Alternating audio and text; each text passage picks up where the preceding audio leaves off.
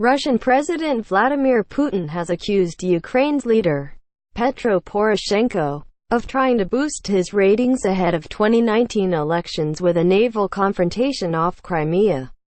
Russian FSB border guards opened fire on 2 Ukrainian gunboats and a tug before seizing the Ukrainian cruise. He had to do something to make the situation more tense, Mr. Putin told an investment forum on Wednesday.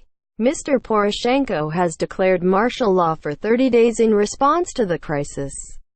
The decision, backed by parliament, affects 10 Ukrainian border regions, and the Ukrainian leader made clear in a TV interview that the country was under threat of full-scale war with Russia.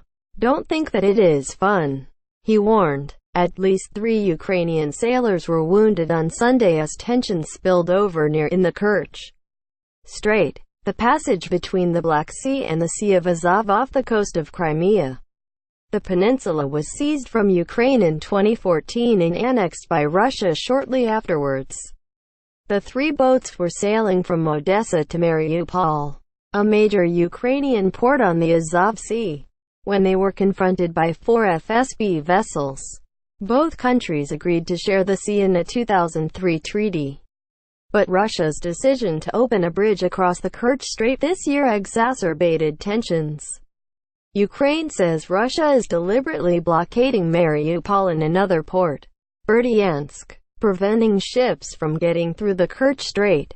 "It is undoubtedly a provocation," the Russian president said, adding that it was organized by the Ukraine's authorities and, "I think, the incumbent president in the run-up to the Ukrainian presidential election in March 2019.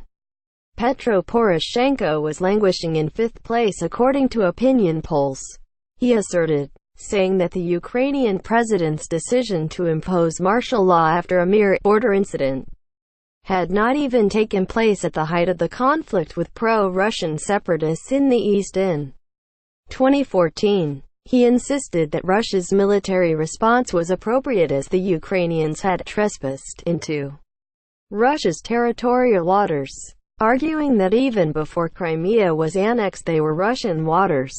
"This political froth will die down," he suggested, hours after Russia announced that it would send a new S-400 surface-to-air missile system to Crimea next month, to join the 3 already deployed this year.